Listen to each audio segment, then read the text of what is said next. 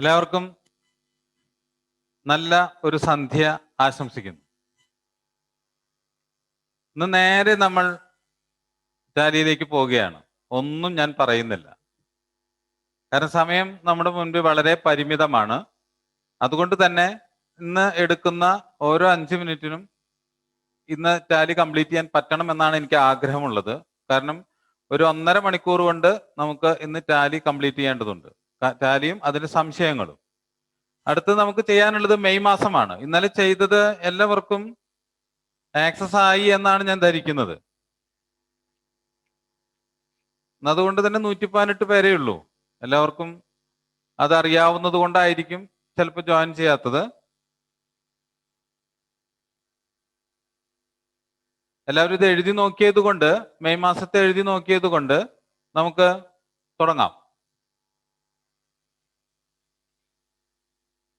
May മാസം 1-ാം തീയതി stamp paper മേടിച്ചു എന്നാണ് പറയുന്നത്.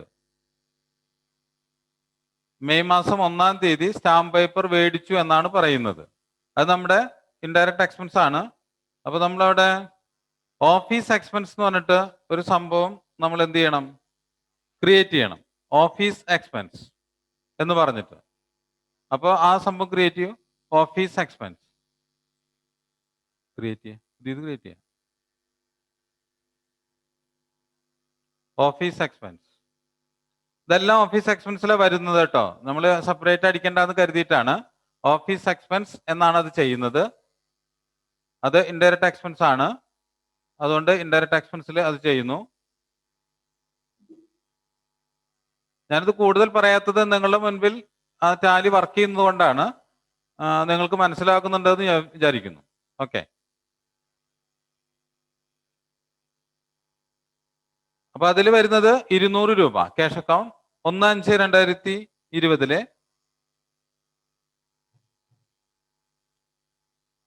ഓഫീസ് എക്സ്പെൻസ് 200 രൂപ. ഓക്കെ, അടുത്തത് അതിന്റെ റൈറ്റിംഗ് ചാർജ് ആയിട്ട് വന്നിട്ടുള്ള എമൗണ്ട് ആണ് 250 രൂപ. അതും ഓഫീസ് എക്സ്പെൻസ് ആയിട്ട് കാണിക്കുക ക്യാഷ് അക്കൗണ്ടിലേക്ക്. ഓഫീസ് എക്സ്പെൻസ് 250 രൂപ. ദെൻ നമ്മൾ പാൻ കാർഡ് എടുക്കാൻ വേണ്ടി 107 രൂപ കൊടുത്തിട്ടുണ്ട്. അതും ഇതുപോലെ ഓഫീസ് എക്സ്പെൻസ് തന്നെയാണ്. നമുക്ക് കാണിക്കാം. ക്യാഷ് ആയിട്ട് കൊടുത്തു. ഓഫീസ് എക്സ്പെൻസ് 107 രൂപ. അതുപോലെ തന്നെ അതിന്റെ ഡോക്യുമെന്റേഷൻ ചാർജ് ആയിട്ട് 100 രൂപ കൊടുത്തിട്ടുണ്ട്. അതും അതുപോലെ തന്നെ ക്യാഷ് ആയിട്ട് കൊടുത്തു. ഓഫീസ് എക്സ്പെൻസ് 100 രൂപ. പിന്നെ അടുത്തത് നമ്മൾക്ക് ഉള്ളത് സർവീസ് ചാർജ് ആണ്. അതായത് ഒരു 1000 രൂപ GST പ്രാക്ടീഷണർക്ക് സർവീസ് ചാർജ് കൊടുത്തു എന്ന് നമ്മുടെ പ്രോബ്ലത്തിൽ പറയുന്നുണ്ട്. പ്രോബ്ലം എല്ലാവർക്കും അറിയുന്നതുകൊണ്ടാണ് ഞാനത് പിന്നീട് പറയാത്തത്. എല്ലാവരും ശ്രദ്ധിക്കുന്നുണ്ട് എന്നാണ് ഞാൻ വിശ്വസിക്കുന്നത്. സർവീസ് ചാർജ് എന്ന് പറഞ്ഞ പുതിയൊരു ഹെഡ് ഉണ്ടാക്കണം. അപ്പൊ നമ്മൾ പുതിയ ഹെഡ് ക്രിയേറ്റ് ചെയ്യാണ്. Service charge. അതും വേണമെങ്കിൽ ഓഫീസ് ചാർജിന്റെ പരിധിയിൽ കൊണ്ടുവരാം. എങ്കിൽ കുറച്ച് വലിയ എമൗണ്ട് ആയതുകൊണ്ട് നമുക്ക് സർവീസ് ചാർജ് എന്ന് ചെയ്യുന്നു. ഇൻഡയറക്റ്റ് എക്സ്പെൻസ് ക്രിയേറ്റ് ചെയ്യുന്നു. ഓക്കെ, അത് ക്യാഷ് കൊടുത്തു ആൾക്ക്. അതുകൊണ്ട് സർവീസ് ചാർജ് 1000 രൂപ. ദെൻ അടുത്തത് നമ്മൾ 18-ാം തീയതി നേരത്തെ അടിച്ചത് നേരത്തെ അടിച്ച ചെലവ് 12-ാം തീയതിയിലായിരുന്നു. സർവീസ് ചാർജ് എന്ന് പറയുന്നത് 12-ാം തീയതിയിലായിരുന്നു. നിങ്ങൾ കാണുക എങ്ങനെയാണ് അത് എഡിറ്റ് ചെയ്യുന്നതെന്ന്. 12. ഓക്കെ, ഇനി അത് സേവ് ചെയ്താൽ മതി. കഴിഞ്ഞു, പ്രശ്നം കഴിഞ്ഞു. ദെൻ 18-ാം തീയതി നമ്മൾ ഔസേപ്പ് ആൻഡ് സൺസിൽ നിന്ന് പർച്ചേസ് ചെയ്തിട്ടുണ്ട്. അതാണ് പർച്ചേസ് കാണിക്കുന്നത്. അപ്പൊ പർച്ചേസിലെ ഇവിടെ ഷോർട്ട് കട്ട് കീസ് ഒന്നും ഉപയോഗിക്കാത്തത് നിങ്ങൾക്ക് മനസ്സിലാക്കാൻ വേണ്ടിയാണ്. ആരോ കീ പോണത് കണ്ടാൽ നിങ്ങൾക്ക് മനസ്സിലാവും. F9 ആണ് അടിച്ചത് പർച്ചേസിന്. പർച്ചേസ് അവിടെ എഴുതി കാണിക്കുന്നത് 4-ാമത്തെ പർച്ചേസ് ആണ് നമ്മൾ ചെയ്യുന്നത്. അതാണ് നമ്പർ 4 എന്ന് പറയുന്നത്. അതിന് ഇൻവോയ്സ് നമ്പർ മറ്റേ ഔസേപ്പ് ആൻഡ് സൺസിൻ്റെതാണ്. നമുക്കൊരു 1245 എന്ന് കൊടുക്കാം. 18/5-നാണ് നമ്മൾ പർച്ചേസ് ചെയ്തത്. ആ പർച്ചേസ് എന്നുള്ളടുത്ത് പുതിയ ഹെഡ് ക്രിയേറ്റ് ചെയ്യണം. Measures Ouseph and sons.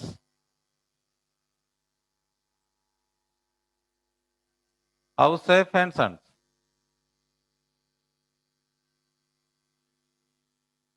Okay, അത് സൺട്രി ക്രെഡിറ്റേഴ്സ് ആണ്. ഓക്കെ,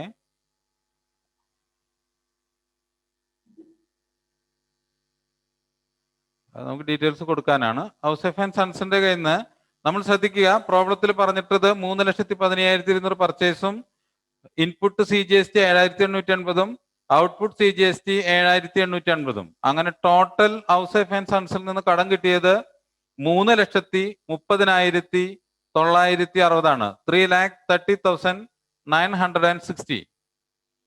ഓക്കെ, കണ്ടടിച്ചോളൂ. By purchase. ഓക്കെ, സോറി, അങ്ങനെ അടിക്കില്ല. ബൈ പർച്ചേസ് എന്നുള്ളടുത്ത് 3,15,200. 3,15,200. ഇനി നമുക്ക് അടുത്തൊരു ഹെഡ് ക്രിയേറ്റ് ചെയ്യേണ്ടി വരും. Input CGST. ഇൻപുട്ട് CGST GSTയുടെ അഡ്ജസ്റ്റ്മെന്റ് ആണ് ചെയ്യുന്നത് കേട്ടോ, നിങ്ങൾ ശ്രദ്ധിക്കണം. ഇൻപുട്ട് CGST അത് വരുന്നത് ഡ്യൂട്ടീസ് ആൻഡ് ടാക്സസ് എന്ന ഹെഡിലാണ്. ഓക്കെ, അത് നമുക്ക് പെർസെൻറ്റേജ് 5% അല്ലേ പറഞ്ഞിരുന്നേ? അപ്പൊ 5% കിട്ടുള്ളൂ. Okay, method of calculation total sales അല്ലേ ഉണ്ട്. വേണ്ട, അപ്പോൾ വേണ്ട, ഒന്നും വേണ്ട. മെത്തേഡ് ഓഫ് കാൽക്കുലേഷൻ വേണ്ട കേട്ടോ. Okay, input CGST 7,880, 7,880. ദെൻ അടുത്തത് ഔട്ട് ഇൻപുട്ട് SGST പുതിയതായിട്ട് ഉണ്ടാക്കണം. ഇൻപുട്ട് SGST അതും ഇതുപോലെ തന്നെ ഡ്യൂട്ടീസ്. ഓക്കെ, അതും 7,850. ഓക്കെ, ക്ലോസ് ചെയ്യാം. ദെൻ പിന്നെയുള്ളത് അതിന് ട്രാൻസ്പോർട്ടിങ് ചെലവായത് 1,750 രൂപ. പേയ്മെന്റിൽ പോയിട്ട് ക്യാഷ് ആയിട്ട് കൊടുത്തു. ട്രാൻസ്പോർട്ടിങ്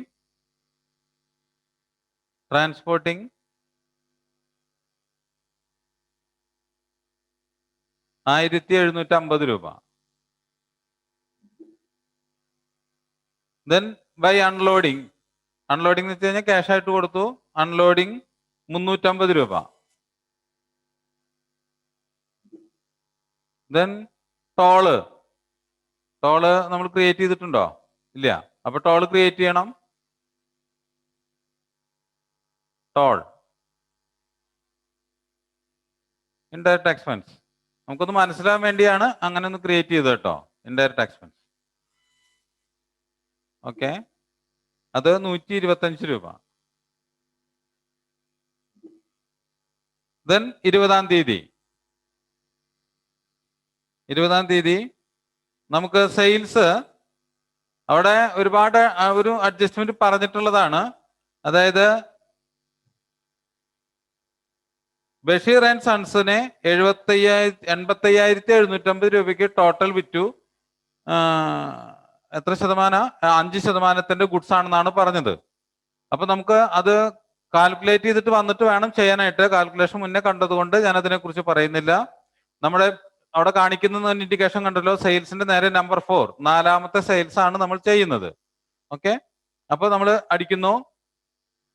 അത് റെഫറൻസ് നമ്പർ 4 അടിച്ചോ, കുഴപ്പമില്ല.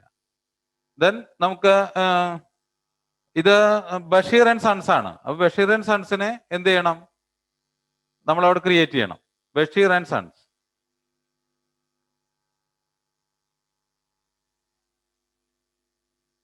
അതിന് അണ്ടർ വരിക സൺട്രി ഡെപ്റ്റേഴ്സ് എന്നുള്ള അണ്ടറിലാണ് വരിക. ഓക്കെ,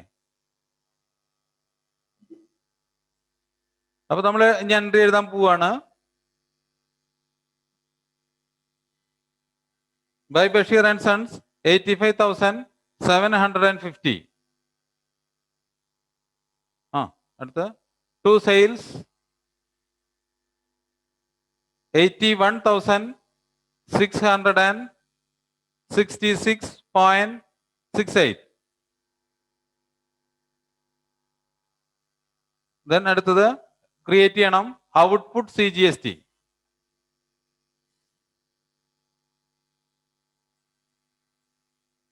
ഡ്യൂട്ടീസ് ആൻഡ് ടാക്സസിൽ തന്നെ okay others okay.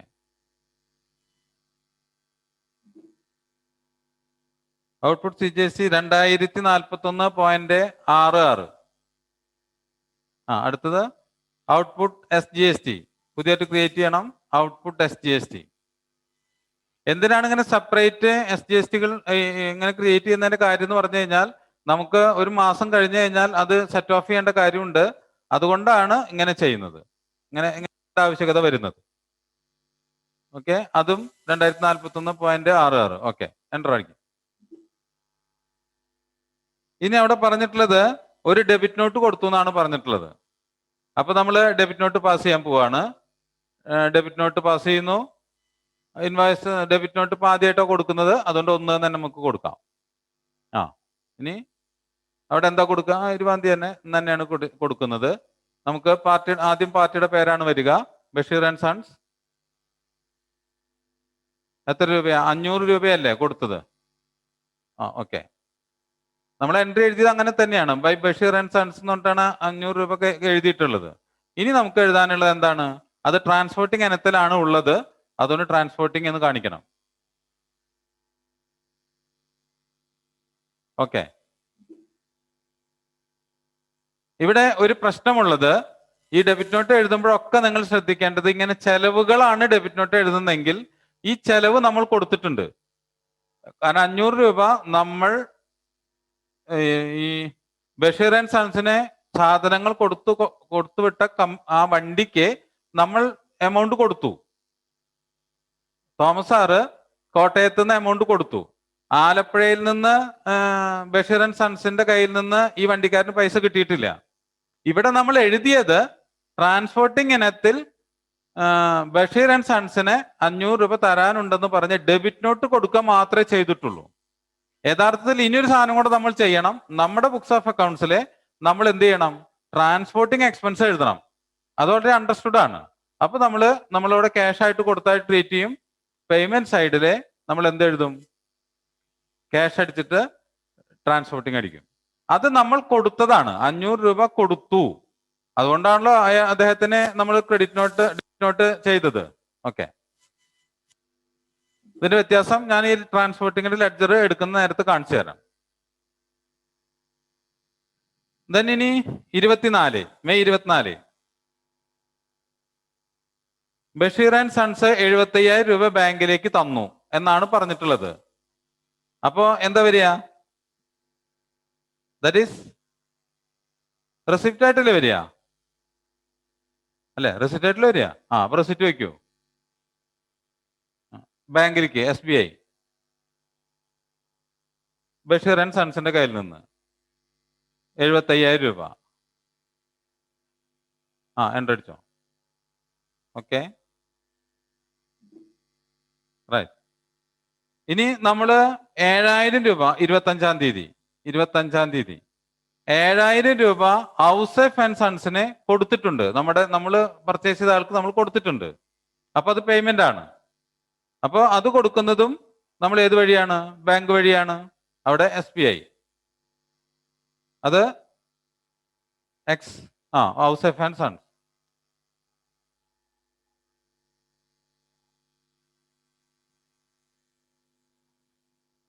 Ouseph and sons 70,000 രൂപ.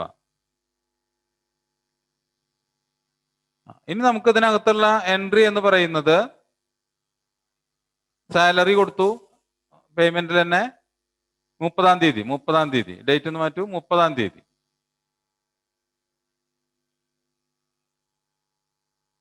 സാലറി 5,000 രൂപ. അടുത്തൊരു എൻട്രി കൂടി, റെന്റ് 2,000 രൂപ. 2,000. ഇതോടുകൂടെ നമ്മൾ ഏപ്രിൽ മെയ് എന്നീ മാസങ്ങളിലെ ലെഡ്ജറും ചെയ്തു കഴിഞ്ഞു, ഡേ ബുക്കും ഒക്കെ ചെയ്തു കഴിഞ്ഞു ഇതുവഴി. ഇനി നമുക്ക് അതിന്റെ റിപ്പോർട്ട്സുകളൊക്കെ ഒന്ന് എടുത്തു നോക്കാം. അവിടെയാണ് ഡിസ്കഷൻ നടക്കേണ്ടത്. ഇത് വളരെ എളുപ്പമാണ്. ഇത് നമ്മൾ പഠിച്ച എൻട്രികളൊന്നും അങ്ങോട്ട് എടുത്ത് എഴുതാൻ വേണ്ടി ചില കൺഫ്യൂഷനുള്ള 1-2 രംഗങ്ങളുണ്ട്, അത് പറഞ്ഞ് നിങ്ങൾക്ക് മനസ്സിലാവും. Then profit and loss account എടുക്കുന്നു. അതിനകത്തൊന്ന് ഡീറ്റെയിൽ എടുത്താൽ ഓക്കെ. ഇപ്പൊ നിങ്ങൾ നോക്കുക, ആ മെയ് മാസത്തെ മാത്രമാക്കുക, പീരീഡ് 1/5/2020 ടു 31/5/2020.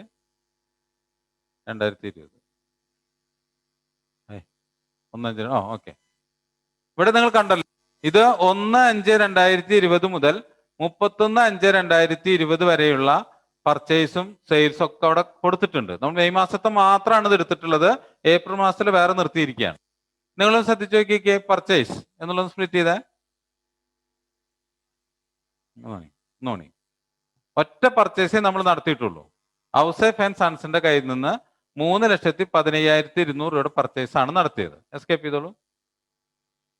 ദെൻ സെയിൽസിലെ നമ്മൾ ഒറ്റ സെയിലേ നടത്തിയിട്ടുള്ളൂ, അതൊന്നുകൂടി സ്പ്ലിറ്റ് ചെയ്താൽ കാണാം. ഓക്കെ. ബഷീർ ആൻഡ് സൺസിന് 81,666 രൂപ 68 പൈസയാണ് ബഷീർ ആൻഡ് സൺസിന് സെയിൽ നടത്തിയിട്ടുള്ളത്. ഈ സെയിൽസ് ഫിഗറിലോ പർച്ചേസ് ഫിഗറിലോ ഒന്നും CGSTയുടെയോ SGSTയുടെയോ എമൗണ്ട് വരില്ല. ഓക്കെ, അത് നിങ്ങൾ ആദ്യം ശ്രദ്ധിക്കേണ്ടതാണ്. നെക്സ്റ്റ് താഴ്ത്തിക്കോട്ടെ. അടുത്ത ട്രാൻസ്പോർട്ടിങ്. ഒന്ന് എൻ്റെടുത്തേ, എല്ലായിടത്തിരുന്നെടുത്തേ. ഇവിടെ നിങ്ങളൊന്ന് ശ്രദ്ധിച്ചേ. 18/5 നമ്മൾ സാധനം വാങ്ങിച്ചു കൊണ്ടുവരുമ്പോൾ കൊടുത്ത പേയ്മെന്റ് ആണ് 1,750 രൂപ. 20/5 ബഷീർ ആൻഡ് സൺസിന് ഡെബിറ്റ് നോട്ട് പാസ് ചെയ്ത വകയിലുള്ളതാണ് അപ്പുറത്ത് കാണുന്ന 500 രൂപ. കണ്ടല്ലോ, ഇപ്പുറത്ത് കാണുന്നത് അത് ട്രാൻസ്പോർട്ടിങ് കൊടുത്തു എന്ന് കാണിക്കുന്ന 500 രൂപ. യഥാർത്ഥത്തില് നമുക്ക് ട്രാൻസ്പോർട്ടിങ് ഇനത്തില് വേറെ ചെലവൊന്നും വന്നിട്ടില്ല. കാരണം ഒരു 500 നമ്മൾ ഡെബിറ്റ് നോട്ട് പാസ് ചെയ്തു, ട്രാൻസ്പോർട്ടിങ്ങിൽ പേയ്മെന്റ് നടത്തുകയും ചെയ്തു. അങ്ങനെ വന്നതുകൊണ്ട് 18/5/20 1,750 രൂപ മാത്രമാണ് നമുക്ക് എന്ത് വരിക ടോട്ടൽ ട്രാൻസ്പോർട്ട് വരിക. ഇത് നിങ്ങൾ മനസ്സിലാക്കണം. നമ്മൾ ഡേ ബുക്ക് എഴുതുമ്പോൾ അങ്ങനെ ഡീറ്റെയിൽ എഴുതിയിട്ടുണ്ടായിരുന്നില്ല. കാരണം അത് കുറച്ച് കൺഫ്യൂഷൻ ഉണ്ടാക്കണ്ടെന്ന് കരുതിയിട്ട് എഴുതാതെ വിട്ടുപോയതാണ്. അപ്പൊ ഇങ്ങനെയാണ് ഡെബിറ്റ് നോട്ടിനെ നമ്മൾക്ക് ചെലവ് വന്നതിന് എഗെയിൻസ്റ്റ് ആയിട്ട് നമ്മൾ ഡെബിറ്റ് നോട്ട് ചെയ്യുമ്പോൾ ഇങ്ങനെയാണ് നിങ്ങൾ എഴുതേണ്ടത്. ഓക്കെ, ഞാൻ സ്കേപ്പ് ചെയ്തോളൂ. ട്രാൻസ്പോർട്ടിങ് കഴിഞ്ഞു. ദെൻ പിന്നെ അടുത്തുള്ളത് അൺലോഡിങ്. അതിൽ പ്രത്യേകിച്ച് ഒന്നും പറയാനില്ല, താഴ്ത്തിക്ക് ഇറക്കിയോളൂ. പിന്നെ ഓഫീസ് എക്സ്പെൻസ് ഒന്ന് എൻ്റർ അടിച്ചേ. ഇതിൽ നമ്മൾ നേരത്തെ കണ്ട സ്റ്റാമ്പ്, എഴുത്തുകൂലി, പാൻ കാർഡ്, അതിന് ഡോക്യുമെന്റേഷൻ ചാർജ്, ഇത് 4ഉമാണ് നമ്മൾ എന്ത് ചെയ്തിട്ടുള്ളത് ഓഫീസ് എക്സ്പെൻസ് ആയിട്ട് കാണിച്ചിട്ടുള്ളത്. യെസ്. പിന്നെ അപ്പുറത്തെ rent, salary, service charge, toll, ഇത്രയുമാണ് ഇതിനകത്തുള്ളത്. ഇനി എന്താ പറയാനുള്ളത്? ഒന്ന് സ്റ്റോപ്പ് ഷെയർ എടുത്ത്. ഇനി നിങ്ങളുടെ സംശയങ്ങളിലേക്ക് ഞാനൊന്ന് പോവുകയാണ്. Double click. ഇനി നിങ്ങൾക്ക് സംശയങ്ങളുണ്ടെങ്കിൽ ചോദിക്കാം. ഇപ്പൊ ചെയ്തതിൽ സംശയമുണ്ടെങ്കിൽ ചോദിക്കാം. ക്ലിയർ ആയോ?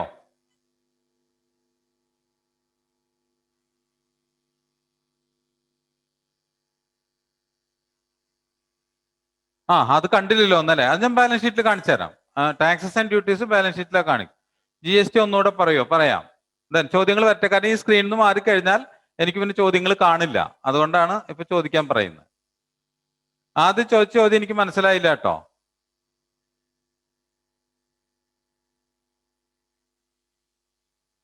ഡെബിറ്റ് നോട്ട് ഒന്നുകൂടെ. ഓക്കെ, പറയാം. അതെന്താന്ന് മനസ്സിലായില്ല. അപ്പോഴേക്കും പോയി. അത് ആദ്യം വന്ന മാറ്റർ ഇപ്പോഴും എന്താന്ന് മനസ്സിലായിട്ടില്ല. GST ഒന്നുകൂടെ കാണിച്ചു തരാം. ട്രാവലിംഗ് ജേണലായി ചെയ്യാൻ പറ്റുമോ?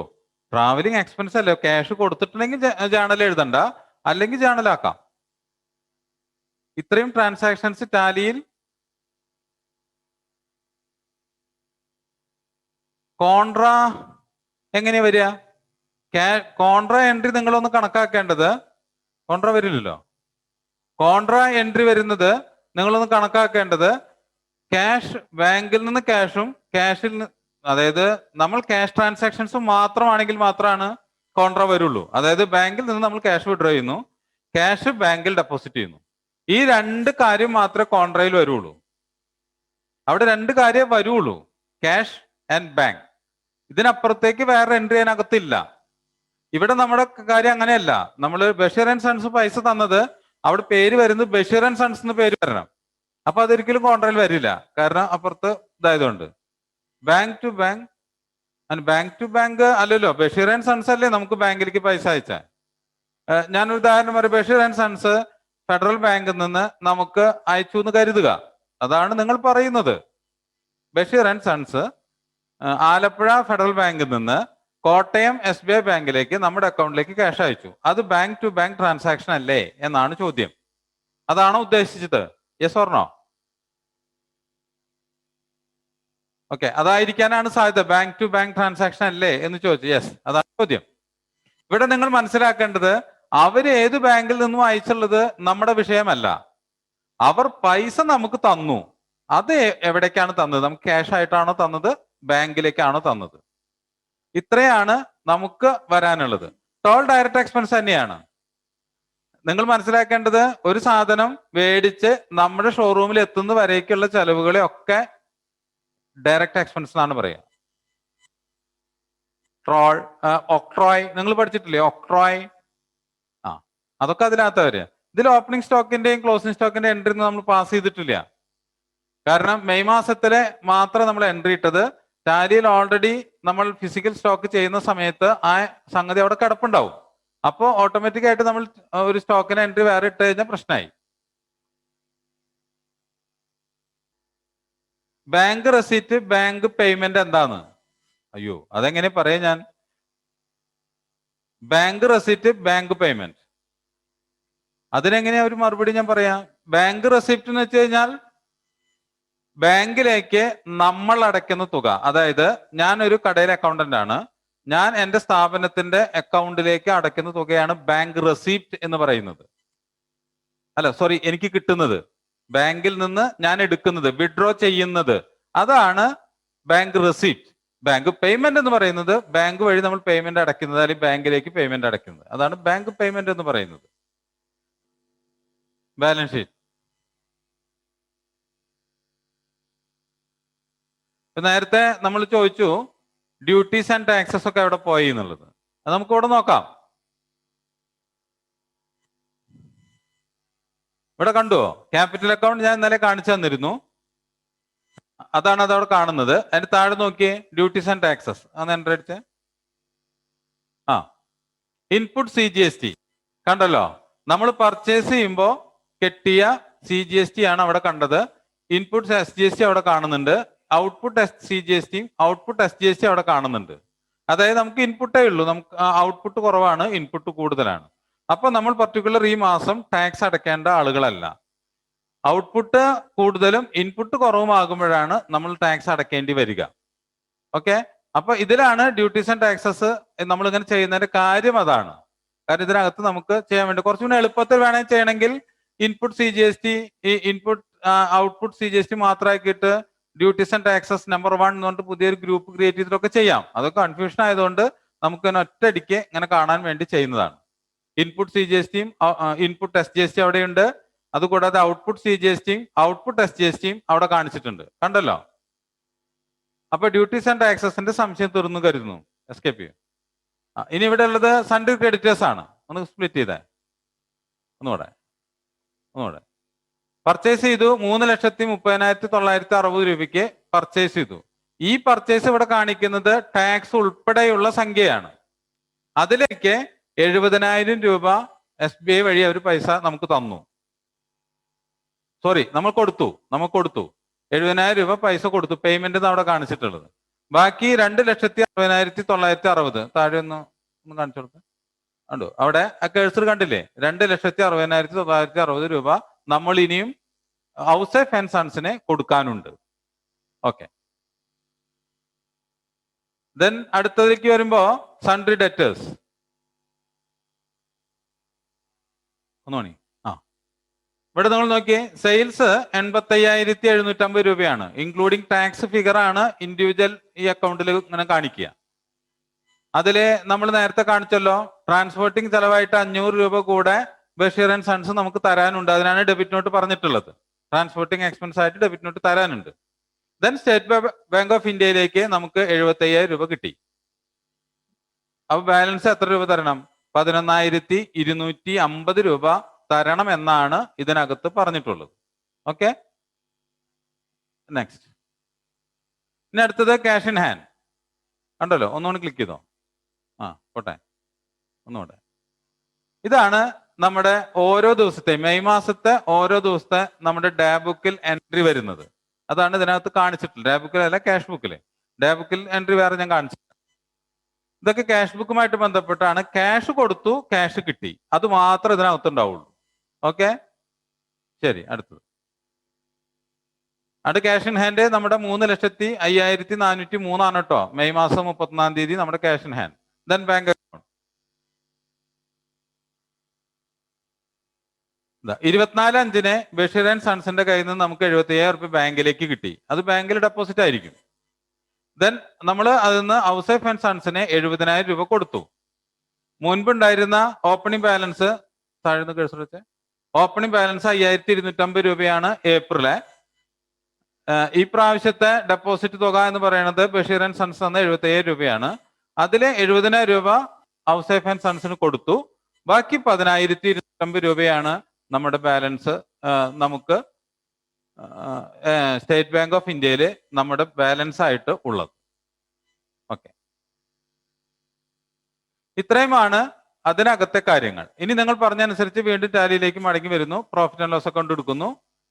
നിങ്ങൾക്ക് ആ എൻട്രീസ്, ഈ പ്രാവശ്യത്തെ എൻട്രീസ്, മെയ് മാസത്തിൽ വന്ന എൻട്രീസ് ഒന്നും കൂടെ എടുക്കുന്നു. അതോ മെയ് മാസം മാത്രം ആക്കും പീരീഡ്?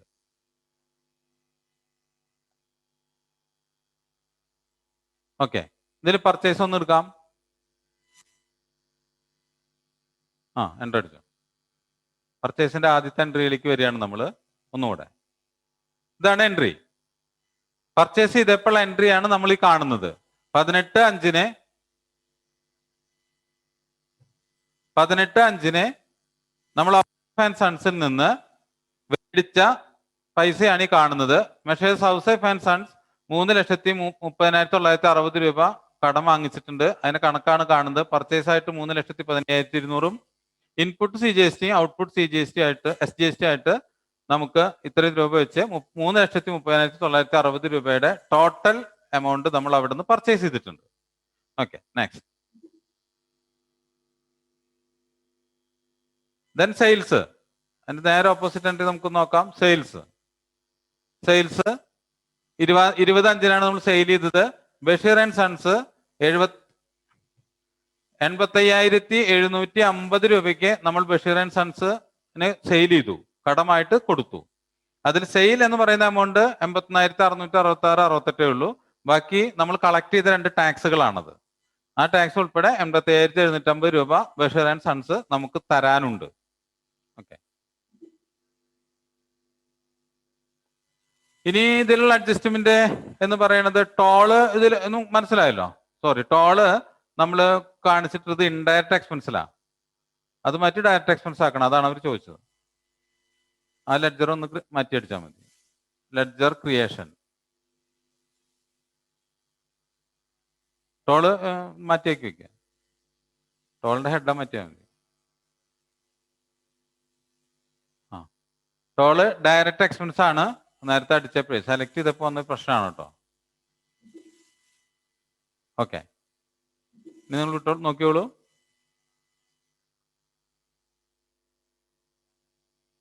ഡീറ്റെയിൽ കൊടുക്കുക. കണ്ടല്ലോ, ടോൾ ഇപ്പൊ മുകളിൽ കയറിയിരുന്നു. ഡയറക്റ്റ് എക്സ്പെൻസിന്റെ അണ്ടറിലാണ് ഇപ്പൊ നിൽക്കുന്നത്. കണ്ടല്ലോ, ഇപ്പൊ ഇത് നിൽക്കുന്നത് 2 മാസത്തെയും കൂടെയാണ്. ഇപ്പൊ നിൽക്കുന്ന നമ്മുടെ അക്കൗണ്ട് എന്ന് പറയുന്നത് 2 മാസത്തേക്കും കൂടെയാണ്. കണ്ടല്ലോ. ഇനി നമുക്ക് ഇതിനകത്ത് കയറ്റാനുള്ളത് അഡ്ജസ്റ്റിംഗ് എൻട്രീസ് ആണ്. ഞാൻ എന്റെ പുസ്തകം മടക്കി വെക്കാം കേട്ടോ. ഇത് ടാലി ഇങ്ങനെ തന്നെ നിൽക്കുകയാണ്. അഡ്ജസ്റ്റിംഗ് എൻട്രീസ്, എന്ത് അഡ്ജസ്റ്റിംഗ് എൻട്രീസ് വേണമെങ്കിൽ നമുക്ക് ഇതിനോട് കൂടെ ചെയ്യാം. പക്ഷെ അതിനനുസരിച്ച് ടാലിയിൽ ചില മാറ്റങ്ങൾ വരുത്തണം. നമുക്ക് അതിന്റെ കോൺഫിഗറേഷൻ എടുത്താൽ F12. ഇപ്പൊ നിൽക്കുന്നതിൽ F11 എടുക്കും. ഫീച്ചേഴ്സ് F11 താഴെ ഇപ്പോഴോ ഈ സൈഡിൽ അതന്നെ F11. ഓക്കെ, അക്കൗണ്ടിങ് ഫീച്ചേഴ്സ് എടുക്കൂ. ഇത് കാണുന്നുണ്ടോ എന്ന് എനിക്ക് അറിയില്ല. നമ്മളിപ്പോ ചെയ്യുന്നത് മെയിൻറ്റെയിൻ അക്കൗണ്ട്സ് ഓൺലി, അതാണ് യെസ് എന്ന് പറഞ്ഞിട്ടുള്ളത്. ആ ചോദ്യങ്ങളൊക്കെ നിങ്ങൾക്ക് നോക്കിയാൽ മനസ്സിലാവും. നമുക്ക് ആവശ്യമുള്ളത് മാത്രമേ ഇപ്പൊ ഓൺ ആക്കിയിട്ടുള്ളൂ. താഴെ ഇറക്ക്, എൻ്റർ അടിക്കുക.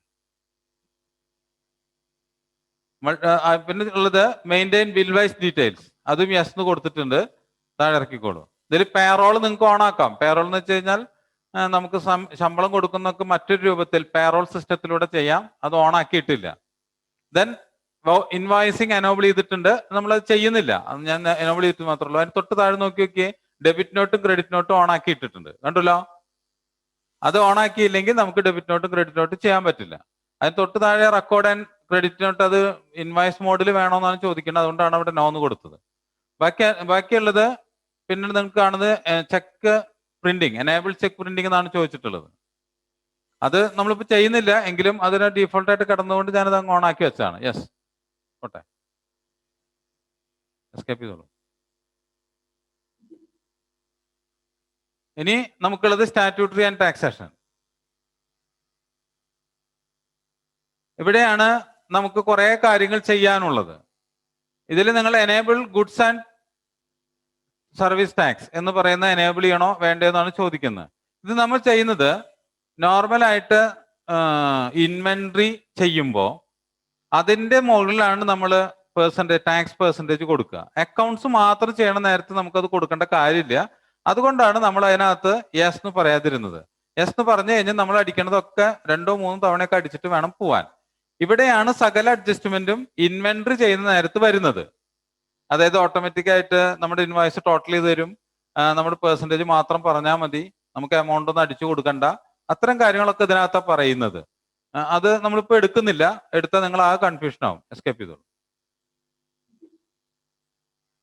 പിന്നെ അതൊന്ന് എസ്കേപ്പ് ചെയ്തോ. പിന്നുള്ളത് ആ ഡിസ്പ്ലേയിലൊന്ന് പോയി, ഡിസ്പ്ലേയില് അക്കൗണ്ട് ബുക്സ്. ഇവിടെ നിങ്ങൾക്ക് നോക്കാം, സെയിൽസ് രജിസ്റ്റർ, പർച്ചേസ് രജിസ്റ്റർ ഒക്കെ കാണുന്നുണ്ട്. ഇതിൽ ഒരുപാടുണ്ട് കേട്ടോ, പറയാനൊക്കെ ഒരുപാടുണ്ട്. പർച്ചേസ് രജിസ്റ്ററും സെയിൽസ് രജിസ്റ്ററും ഒക്കെ കാണുന്നുണ്ട്. എടുത്തു കഴിഞ്ഞാൽ നമ്മുടെ പർച്ചേസ് ടോട്ടൽ കാണാം, സെയിൽസ് ടോട്ടൽ കാണാമെന്ന് എടുക്കൂ. എൻ്റർ അടിക്കുക. മെയ് മാസത്തെ മാത്രമാണ് നമ്മളിപ്പോൾ നോക്കുന്നത്. ഓക്കെ, ഇതിങ്ങനെ വേണമെങ്കിൽ നിർത്തിയിട്ട് നമുക്കിത് കോളമിനാർ ആക്കാം. ഒന്ന് കോളമിനാർ ആക്കി, അത് പോവില്ല. കണ്ടല്ലോ, ഇവിടെ നമുക്ക് വേണ്ട ഡീറ്റെയിൽസ് ഒക്കെ കൊടുത്തു വെറുതെ ഒന്ന് കൊടുത്തേ.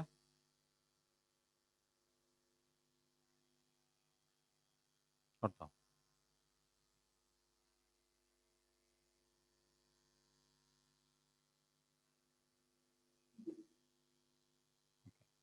കണ്ടോ, നിങ്ങൾക്ക് ഇങ്ങനെ ഒരു ഷീറ്റായിട്ട് ഇത് കാണാം. ഒന്ന് സൈഡിലേക്ക് നിൽക്കുക, റൈറ്റ് സൈഡിലേക്ക് നിൽക്കൂ. കണ്ടോ, ഇപ്പൊ നമ്മൾ ടോട്ടൽ ഗ്രോസ് ടോട്ടൽ എന്ന് പറയുന്നത് എന്താ? 85,750. അതിൽ സെയിൽസ് എത്രയേ ഉള്ളൂ? 81,666. ഔട്ട്പുട്ട് CGST എത്ര? 2041 ഔട്ട്പുട്ട് SGST എത്ര? 2041.6. ഇങ്ങനെ നമുക്ക് ഇങ്ങനെ വിട്ടില് നമുക്ക് കാര്യങ്ങളൊക്കെ കിട്ടും. ഓക്കെ, GSTR 1ഉം 2 വേണ്ട. പർച്ചേസ് പ്രൈസ് നമുക്ക് അറിയാലോ, അത് അത്രേ കാര്യമുള്ളൂ. വേണ്ട, അടുത്ത് GSTR 1.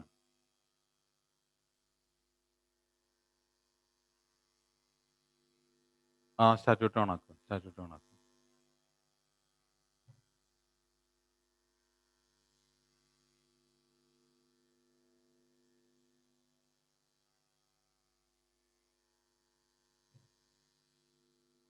ഇപ്പൊ ചെയ്യുന്നത് നമ്മൾ GSTR 1ഉം ഇതൊക്കെ കാണുന്നതിന് വേണ്ടിയുള്ള ഒരു സംവിധാനമാണ് ചെയ്യുന്നത്.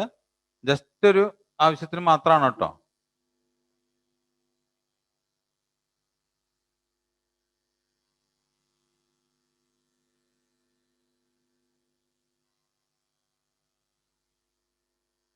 ഇതിൽ എൻട്രികൾ ഇല്ലാത്തവരോട് ചിലപ്പോൾ കാണില്ല. അത് ഒന്ന് നോക്കിയേ, ശരിയാക്കി.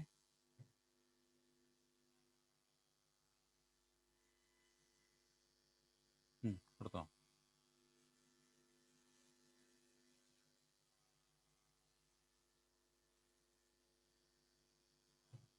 വൺ സെഡായി.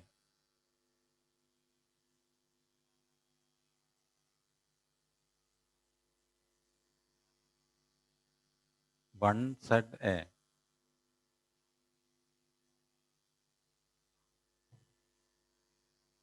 ഇത് ഇല്ലാത്ത ഒരു ജി എസ് ടി നമ്പറാണ്, അതുകൊണ്ടാണ് അവരത് വെരിഫൈ ചെയ്യാൻ പറയുന്നത്. ഇല്ലാത്ത ഒരു ജി എസ് ടി നമ്പറാണ്. ഉള്ള ജി എസ് ടി നമ്പർ ആണെന്ന് വെച്ചെങ്കിൽ അവർ വെരിഫൈ ചെയ്യാൻ പറയില്ല. അടുത്ത് നോക്കി വന്നിട്ടുണ്ടോ? സ്റ്റാറ്റ്യൂട്ടറി റിപ്പോർട്ട്സ് നിങ്ങൾ കാണുന്നുണ്ടല്ലോ, അവിടെ നോക്കിയോളൂ. എൻ്റർ അടിച്ചു ജി എസ് ടി കണ്ടോ. ജി എസ് ടി ആർ 1 എന്ന് പറയുന്ന ജി എസ് ടി റിപ്പോർട്ട് വന്നു. ജി എസ് ടി ആർ 2 എന്ന് പറയുന്നത് വന്നു. ഞാൻ പറയാം. ജി എസ് ടി ആർ 1 നമ്മൾ എന്താ പറഞ്ഞ, നമ്മുടെ സെയിൽസിന്റെ ഡീറ്റെയിൽസ് ആണ് അതിനകത്ത് കാണുക. യെസ്, നോക്കാം. ജി എസ് ടി ആർ 1 എന്ന് പറയുന്നത് സെയിൽസിന്റെ ഡീറ്റെയിൽസ് ആണ്. ഇവിടെ നിങ്ങൾ നോക്കൂ, താഴേക്ക്. അവിടെ incomplete mismatch information to be resolve എന്ന് കാണുന്നുണ്ട്. അതായത് നമ്മൾ അവിടെ ഈ ജി എസ് ടി ആർ 1 വേണ്ട മെറ്റീരിയൽ ഒന്നും കൊടുത്തിട്ടില്ല. ഒന്ന് എൻ്റെ അടിച്ച് എന്താ തെറ്റെന്ന് അവിടെ കാണിച്ചു തരും. കണ്ടല്ലോ, ടാക്സ് റേറ്റ്, ടാക്സ് ടൈപ്പ് ഒന്നും നമ്മൾ കൊടുത്തിട്ടില്ല എന്നാണ് പറയുന്നത്. നമ്മളത് ആദ്യം ചെയ്യുമ്പോൾ ഐറ്റം സെറ്റ് ചെയ്തിട്ട് വേണം ചെയ്യാൻ, എന്നാൽ മാത്രമേ അത് കാണിച്ചു തരാനായിട്ട് ഒക്കുള്ളൂ. അപ്പോൾ നമ്മുടെ അടുത്ത് വേറെ ഒരു ഫയൽ എടുക്കുക. ഞാൻ ഇതിനു വേണ്ടി വേറെ ഒരു ഫയൽ എടുക്കുകയാണ്. വേറൊരു കമ്പനി എടുത്ത ഒറ്റാലി കിട്ടിയല്ലേ.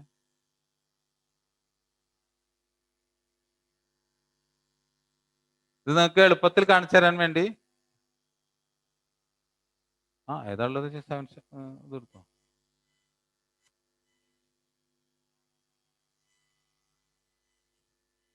Statutory reports G S T 1 എടുത്തുക്കുന്നു. ഇത് ഒരാളുടെ ജി എസ് ടി ആർ 1 ആണ്. നിങ്ങൾ കാണുന്നുണ്ടാവും B2B invoice, B2C large, B2C small. ഇവർക്ക് ഈ പാർട്ടിക്ക് B2C മാത്രം ഉള്ളത് കൊണ്ടാണ് ആ കോളത്തിൽ മാത്രമേ കാണുന്നുള്ളൂ. കണ്ടല്ലോ, അവിടെ നമ്മൾ ഇതിനകത്ത് തെറ്റ് എല്ലാവരും വരുത്തുന്നത് ആ incomplete mismatch information to be resolve. അവിടെ 0 ആയിരിക്കണം. അവിടെ 1 എന്ന് വന്നിട്ടുണ്ടെങ്കിൽ നമ്മൾ ചെയ്ത എന്തോ ഒരു മിസ്റ്റേക്ക് അതിനകത്തുണ്ട്. നേരത്തെ കണ്ടല്ലോ 4 എണ്ണം മിസ്മാച്ചാ കാണിച്ചത്. അത് നമ്മൾ സെറ്റ് ചെയ്തെല്ലാം അപാകതയാണ്. നമ്മൾ കാണിക്കാൻ വേണ്ടി സെറ്റ് ചെയ്തതാണ്. ഇത് കാണിക്കാൻ വേണ്ടി സെറ്റ് ചെയ്തതല്ല, ഇത് ഒറിജിനൽ അവരുടെ ട്രാൻസാക്ഷന്റെ ഒരു സംഭവമാണിത്. അതുകൊണ്ട് അവിടെ മിസ്മാച്ച് കാണില്ല. മനസ്സിലായല്ലോ, അതാണ് അതിന്റെ സംഭവം.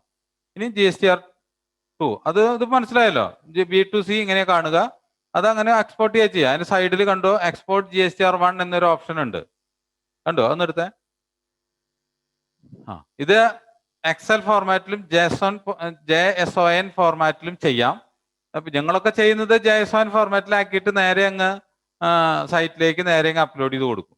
അത്രേ ചെയ്യേണ്ടതുള്ളൂ, വേറെ ബുദ്ധിമുട്ടൊന്നുമില്ല. ഇവിടെ അടിച്ചത് മാത്രം തെറ്റരുത്. യെസ്, ക്ലിക്ക് പോന്നോ, എസ്കേപ്പ് ചെയ്തോ. ദെൻ GSTR 2 ഞാൻ പറഞ്ഞു, അത് എടുക്കൂ. അത് ഒരിക്കലും നമ്മൾ ഒരു സ്ഥലത്ത് ഫയൽ ചെയ്യേണ്ട ഒരു സംഭവമല്ല. മനസ്സിലായല്ലോ, അത് നമുക്ക് കീപ്പ് ചെയ്യേണ്ട സംഭവമാണ്. അതുകൊണ്ടാണ് അത് എന്ത് ചെയ്യാത്തത്. അത് നമ്മളെ കയ്യിൽ സൂക്ഷിക്കാനുള്ള രജിസ്റ്റർ ആണ്. അതിന് കണ്ടല്ലോ, നിങ്ങളൊന്ന് കാണിച്ച്.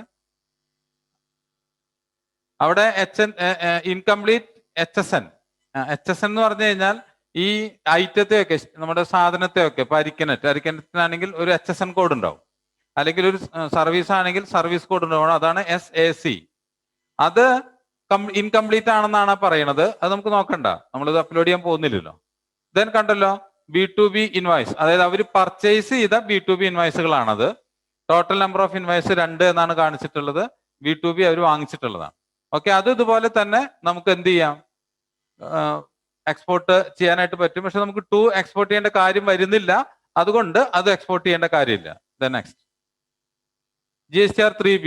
ഞാൻ പറഞ്ഞല്ലോ, എല്ലാ മാസവും 22-ാം തീയതി കൊടുക്കേണ്ടുന്ന ഒരു സംഭവമാണ് GSTR 3B. എടുക്കൂ. GSTR 3B, GSTR 1 and GSTR 2A. ഇപ്പൊ നമ്മുടെ ടാലിയിലാണെങ്കിൽ GSTR 2, GSTR 1-ഉം GSTR 2-ഉം കൂടെ കമ്പൈൻ ചെയ്ത ഒരു സ്റ്റേറ്റ്മെന്റ് ആണ് ഈ GSTR-3B. അതാണ് ഇവിടെ കാണിച്ചിട്ടുള്ളത്. ഔട്ട്വേർഡ് സപ്ലൈ കണ്ടല്ലോ. അതായത് GSTR-1 ഔട്ട്വേർഡ് സപ്ലൈയുടെ ടാക്സ് ആണ്. Taxable value 24,894. അതിന്റെ ടാക്സ് അമൗണ്ടിന്റെ ഡീറ്റെയിൽസ് ഒന്ന് എടുത്തേ. ടാക്സ് അമൗണ്ടിന്റെ 2 ഡീറ്റെയിൽസ് വരില്ലേ? ഓക്കെ, അവിടെ കാണിച്ചു കണ്ടില്ലേ?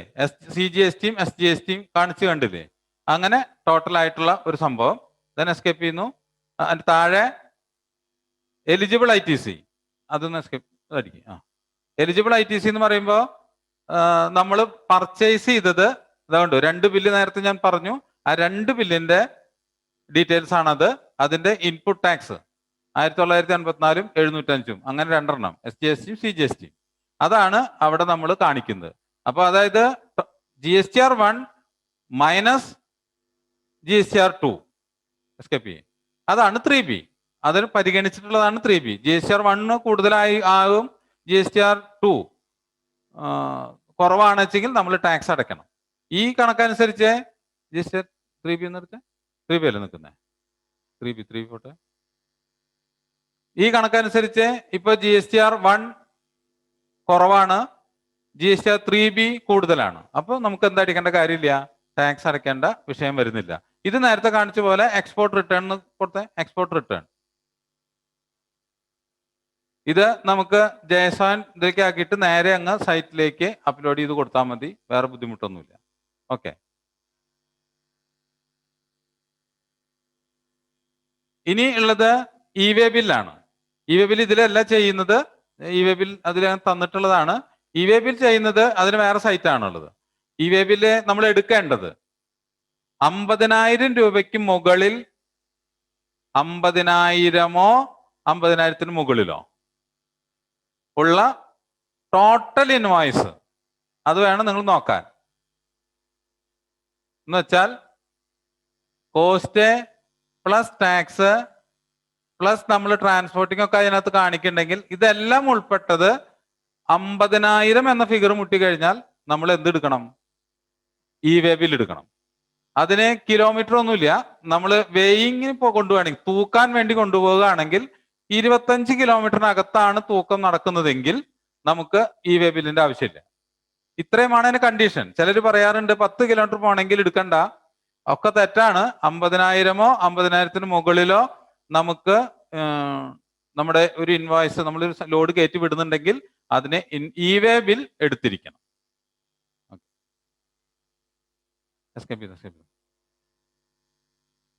ഇനി ടാലിയിൽ കാര്യമായിട്ടൊന്നും പറയാനില്ലെന്ന് എനിക്ക് തോന്നുന്നത്. ഒന്ന് ഷെയർ സ്റ്റോപ്പ് ചെയ്തേ. ഇനി എന്തെങ്കിലും പറയേണ്ടതുണ്ടോ? ടാലിയിൽ ഇനി എന്തെങ്കിലും പറയേണ്ടതോ? ഞാനിന്ന് ഇത് തുറക്കാൻ പോവാണ്. നമുക്ക് ഒരു GST റിട്ടേൺ ഒന്ന് തുറക്കാൻ പോവാണ്. പാസ്വേഡ് അറിയില്ല, ആരെങ്കിലും ഒരാളുടെ പാസ്വേഡ് അറിയില്ല. ഓക്കെ, ഞാൻ GST സൈറ്റും തുറക്കാൻ പോവാണ്. നമുക്ക് ഇതൊക്കെ കഥയൊക്കെ കണ്ടിട്ട് എന്താ ഈ ആനേനെ ഒന്ന് കാണണ്ടേ? GSTയുടെ ആനേനെ ഒന്ന് കാണാം. അപ്പൊ GST സൈറ്റ് ഒന്ന് എടുത്തോളൂ. ഇപ്പോ നിങ്ങൾക്ക് കാണൂ കേട്ടോ, GST സൈറ്റാണ് എടുക്കുന്നത്. ഭാഗ്യം ഉണ്ടെങ്കിൽ നിങ്ങൾക്ക് സൈറ്റ് കിട്ടും. ചില സമയത്ത് GST സൈറ്റ് കിട്ടാറില്ല. ഇതൊരു ഒറിജിനൽ ഒരാളുടെ സൈറ്റാണ്. നിങ്ങൾ ഇത് കോപ്പി അടിക്കരുത് കേട്ടോ, നമ്പറുകളൊന്നും കോപ്പി അടിക്കരുത്. ഓക്കെ, ഇതാണ് GST site. Goods and service tax എന്ന് വെച്ചാൽ ഓൾ ഇന്ത്യ ലെവലിൽ വർക്ക് ചെയ്യുന്ന ഏക സൈറ്റേ ഉള്ളൂ. അതിന്റെ സൈറ്റിന്റെ ഫ്രണ്ട് ആണ് നിങ്ങൾ കാണുന്നത്, ഹോം പേജ്. Then login.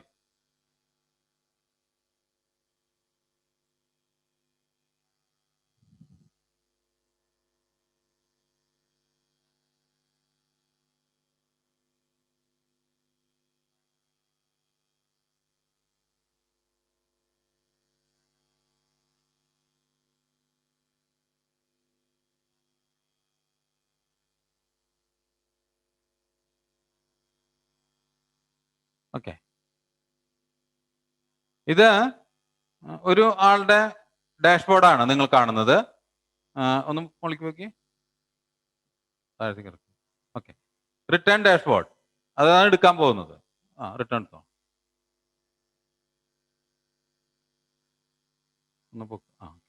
നമുക്കിനി കൊടുക്കാനുള്ളത് ഫെബ്രുവരിയിലെ റിട്ടേൺ ആണ്. ഇന്ന് മാർച്ച് 2 തീയതി. അപ്പൊ ഫെബ്രുവരി റിട്ടേൺ കൊടുക്കാനൊന്നും എൻ്റെ കയ്യിൽ ആക്സസ് ഇല്ല. ഞാനൊന്ന് കാണിച്ചു തരാൻ വേണ്ടിയിട്ടാണ് കേട്ടോ. സെർച്ച് താഴെ ഇറക്കൂ.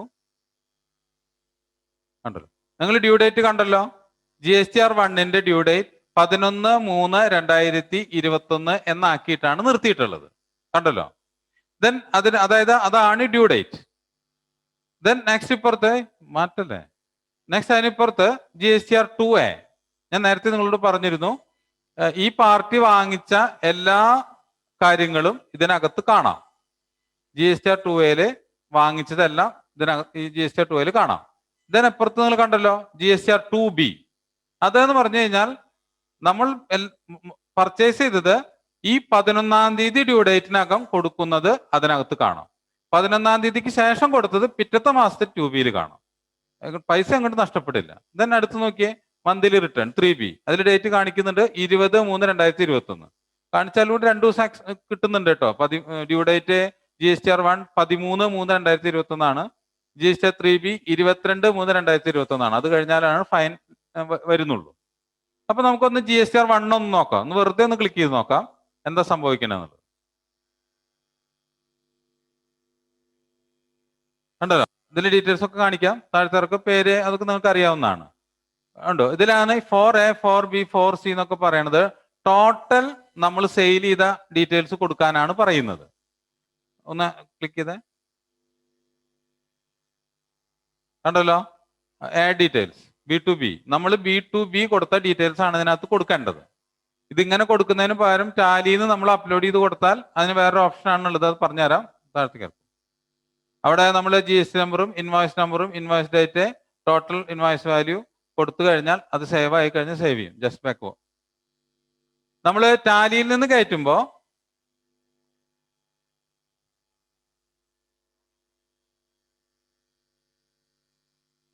ടാലിയിൽ നിന്ന് കയറ്റുന്ന രൂപത്തിലാക്കും. ഓഫ്ലൈൻ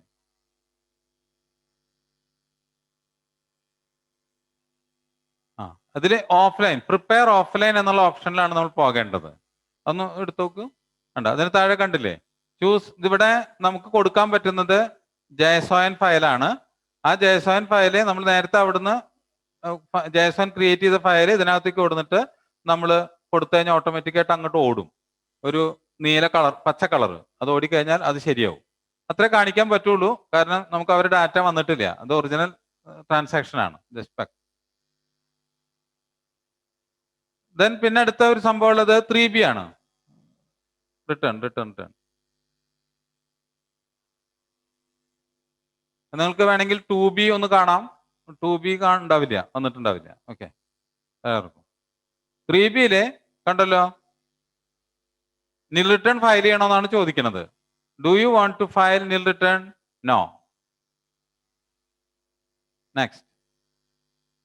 കണ്ടല്ലോ, അത് ക്ലോസ് കൊടുത്തോ, നോക്കാനല്ലേ. കണ്ടുവോ?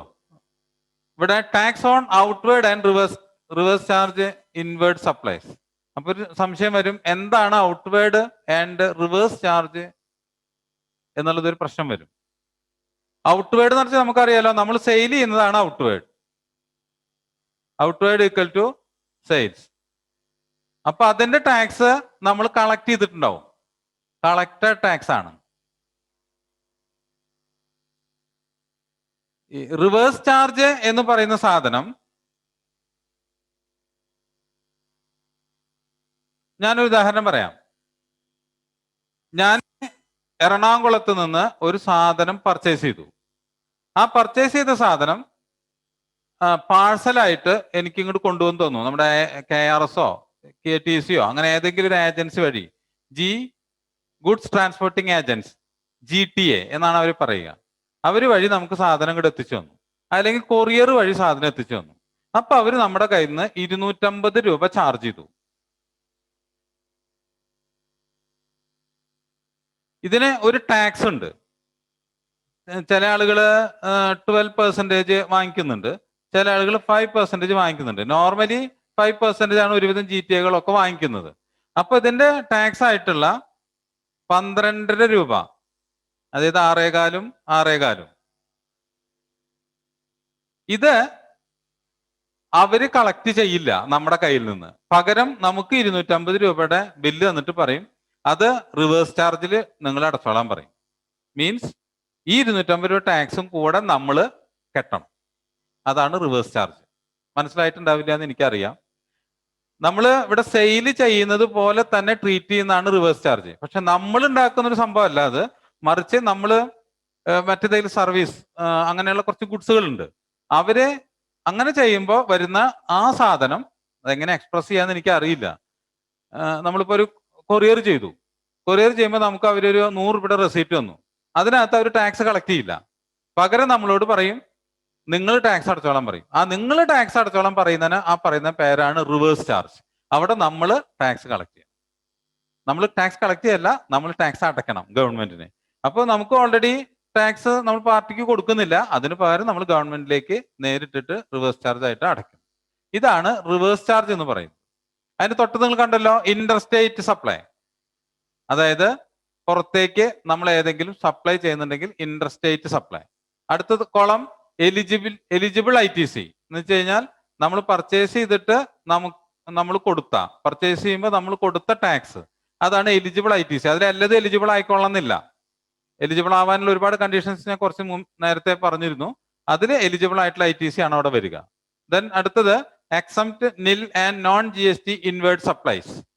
അതായത് എക്സംപ്റ്റഡ് ഗുഡ്സ് ഉണ്ട്, നിൽ ഗുഡ്സ് ഉണ്ട്, അതുപോലെ നോൺ GST ഇൻവേർഡ് സപ്ലൈസ് ഉണ്ട്. എന്തൊക്കെയാ നോൺ GST? നമ്മുടെ ഇപ്പോൾ പെട്രോളിയം നോൺ GST ആയിട്ടാണ്, പുകയില നോൺ GST ആയിട്ടാണ്. അങ്ങനെ അത്തരം സാധനങ്ങളൊക്കെ GST സപ്ലൈസ് ആണ്. ദെൻ നേരത്തെ പറഞ്ഞു ഇൻട്രസ്റ്റ് ആൻഡ് ലേറ്റ് ഫീ. കണ്ടല്ലോ, ഇൻട്രസ്റ്റും ലേറ്റ് ഫീയും അവിടെയാണ് റെക്കോർഡ് ചെയ്യേണ്ടത്. ഇതാണ് 3Bയുടെ ഒരു ചിത്രം. ഓക്കെ, അതൊന്ന് ലോഗൗട്ട് ചെയ്തോളൂ. തൽക്കാലം ലോഗൗട്ട് ചെയ്യണ്ട, stop share stop. Reverse charge എന്താണെന്നുള്ളത്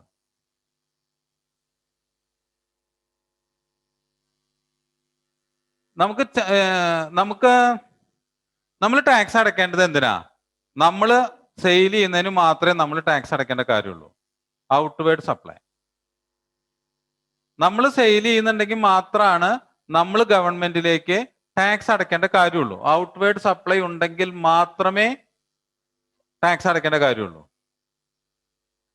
നമ്മളൊരു സാധനം പർച്ചേസ് ചെയ്താൽ നമ്മൾ ടാക്സ് അടയ്ക്കേണ്ട അവസ്ഥ വന്നാൽ അതിനെയാണ് റിവേഴ്സ് ചാർജ് എന്ന് പറയാം. നമ്മൾ പർച്ചേസ് ചെയ്തെന്ന് വെച്ചാൽ നമ്മളൊരു സേവനം പർച്ചേസ് ചെയ്യാണ്, KRS വഴി അല്ലെങ്കിൽ KTC വഴി തുടങ്ങിയ GTA ഗുഡ്സ് ട്രാൻസ്പോർട്ടിംഗ് ഏജൻസി എന്നാണ് അവർ പറയുക.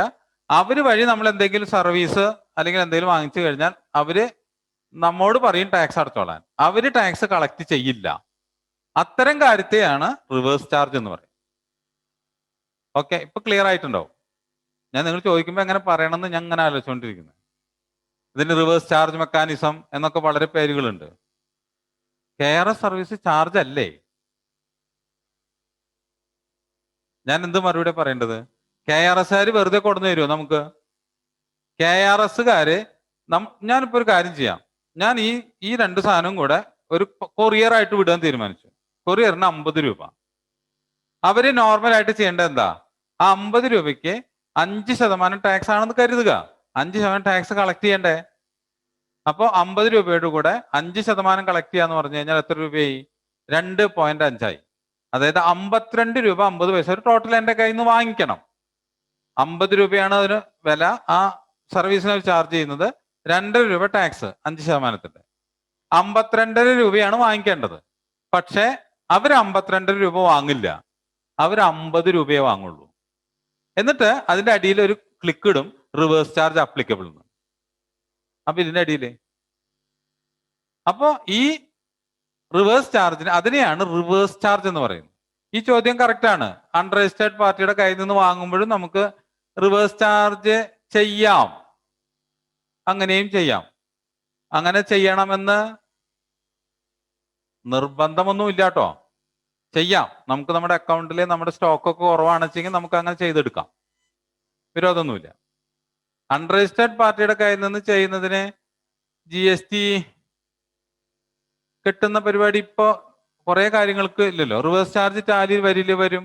റിവേഴ്സ് ചാർജ് വന്നാൽ നമ്മൾ ചെയ്യും. നമ്മുടെ പ്രോബ്ലത്തിൽ റിവേഴ്സ് ചാർജ് ഉണ്ടായിരുന്നില്ല. ഈ കൺസ്ട്രക്ഷൻ ടാലി ചെയ്യണമെങ്കിൽ ഈ മെത്തേഡ് അല്ല ടാലിയിൽ ഫോളോ ചെയ്യേണ്ടത്. അതിന് വേറെ ചില മെത്തേഡുകളുണ്ട്. 3-4 ഗോഡൌൺസ് ഒക്കെ ക്രിയേറ്റ് ചെയ്തിട്ട് വേണം നമ്മൾ കൺസ്ട്രക്ഷൻ ചെയ്യാൻ. അതുകൊണ്ട് അത് ചെയ്യാൻ അതിനു വേണ്ടി മാത്രം ഒരു 3 മണിക്കൂർ വേണം. ഞങ്ങളുടെ യൂട്യൂബിലൊക്കെ അത് അപ്ലോഡ് ചെയ്ത് വരുന്നുണ്ട്, ചെയ്തത് യൂട്യൂബുകളിലുണ്ട്. അത്രയും നിങ്ങളൊന്ന് ഒരാഴ്ച ക്ഷമിക്കുമെങ്കിൽ കുറെ കാര്യങ്ങൾ യൂട്യൂബിൽ അപ്ലോഡ് ചെയ്യും. അപ്പൊ അതൊക്കെ നിങ്ങൾക്ക് കാണാം. എല്ലാ കാര്യങ്ങളും നമുക്ക് ഡിസ്കസ് ചെയ്യാൻ പറ്റില്ല. ഞാൻ നേരത്തെ പറഞ്ഞല്ലോ, 600 മണിക്കൂറിന്റെ ഒരു സാധനമാണ് നമ്മൾ 15 മണിക്കൂറിലേക്ക് സിപ്പ് ചെയ്യുന്നത്. അപ്പൊ പ്രധാനപ്പെട്ട ഒരു കാര്യം, ലീഗൽ സർവീസിന് അഡ്വക്കേറ്റിന് ക്ലയന്റ് കൊടുക്കുന്ന ഫീസ് റിവേഴ്സ് ചാർജിന്റെ എക്സാമ്പിൾ, നമ്മൾ GST നമ്പറുള്ള ആളാണെങ്കിൽ അത് എക്സാമ്പിൾ ആണ്. കറക്റ്റ്. അതായത് ഞാനൊരു GST നമ്പറുള്ള ഒരാളാണ്, ഞാൻ ഒരു അഡ്വക്കേറ്റിന് ഫീസ് കൊടുത്തു. അഡ്വക്കേറ്റ് നോർമലി GST ഇല്ലാത്ത ആളായിരിക്കും, അവർക്കത് അതിന്റെ ആവശ്യമില്ല. അങ്ങനെ വരുമ്പോ അതിന് 18% എന്ത് ചാർജ്, അതിന് ടാക്സ്. 500 രൂപയാണ്, 1000 രൂപയാണ് നമ്മൾ വക്കീലിന് ഫീസ് കൊടുക്കുന്നതെങ്കിൽ ശരിക്കും നമ്മൾ വക്കീലിന് കൊടുക്കേണ്ടിയിരുന്നത് 150 രൂപ ചേർത്ത് 1150 ആണ്.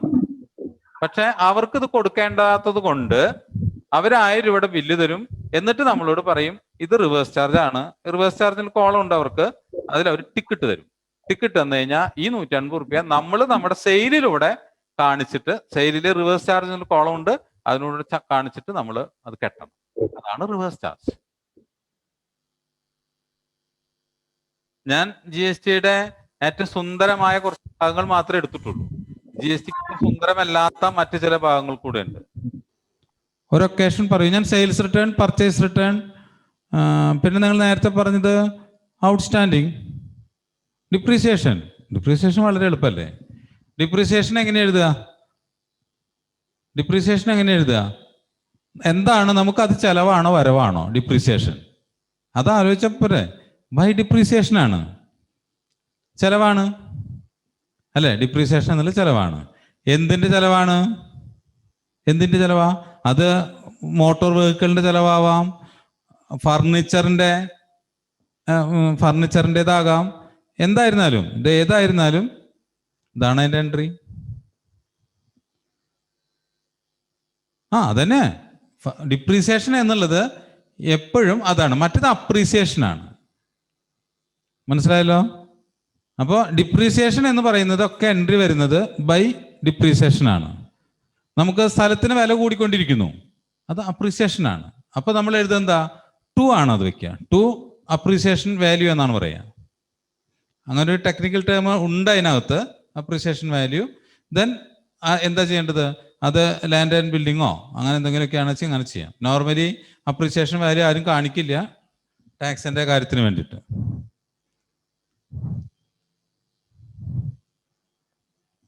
ഈ മെത്തേഡ് നിങ്ങളൊന്ന് ഫോളോ ചെയ്താൽ മതി. റിസർവ്സ് ആൻഡ്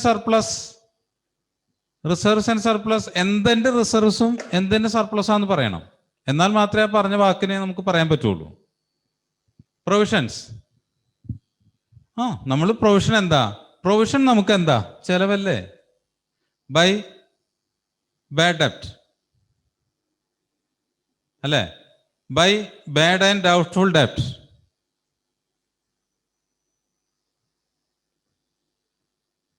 അല്ലേ? ഇത് എവിടുന്നാ വ്യത്യാസം വരുന്നത്? എവിടെയാണ് വരുന്നത്?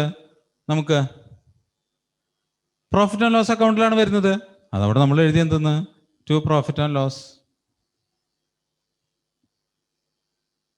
മനസ്സിലായല്ലോ? ഇത്രയേ ഉള്ളൂ. അതാണ് ഞാൻ ആദ്യം നിങ്ങൾക്ക് എഴുതി പഠിപ്പിച്ചത്. നിങ്ങൾ ആദ്യം നമ്മളൊരു പുസ്തകം എഴുതിയില്ലേ?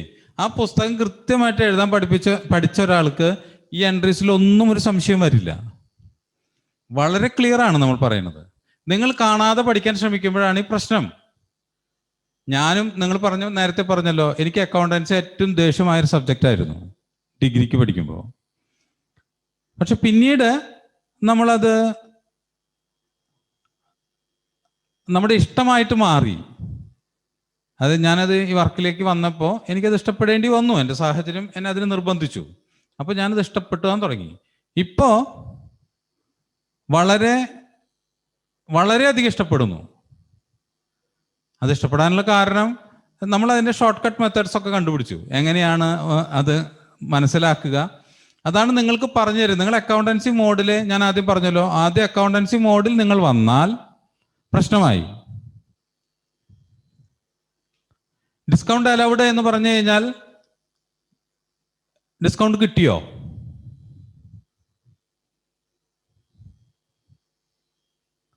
ആ ഒരു ചോദ്യത്തിന് നിങ്ങൾ ഉത്തരം പറയണം. ആ ചോദിച്ച ആളതിന് ഉത്തരം പറയണം. ഡിസ്കൗണ്ട് അലൗഡ് എന്ന് പറഞ്ഞാൽ നമുക്ക് ഡിസ്കൗണ്ട് അനുവദിച്ചു എന്ന് പറഞ്ഞാൽ രണ്ടർത്ഥത്തിൽ അത് എടുക്കാം. ഡിസ്കൗണ്ട് കിട്ടിയെന്ന് എടുക്കാം, അല്ലെങ്കിൽ ഡിസ്കൗണ്ട് കിട്ടിയില്ല എന്ന് എടുക്കാം. ഡിസ്കൗണ്ട് കിട്ടിയെന്ന് എടുത്താൽ അത് ആ പ്രോബ്ലം പറയുന്നതിനനുസരിച്ച് വേണം നിങ്ങൾ പറയാൻ. ഡിസ്കൗണ്ട് കിട്ടി, ഡിസ്കൗണ്ട് അലൗഡ്, ഡിസ്കൗണ്ട് അലവ് ചെയ്ത് കഴിഞ്ഞാൽ ക്രെഡിറ്റ് നോട്ടാ വരിക.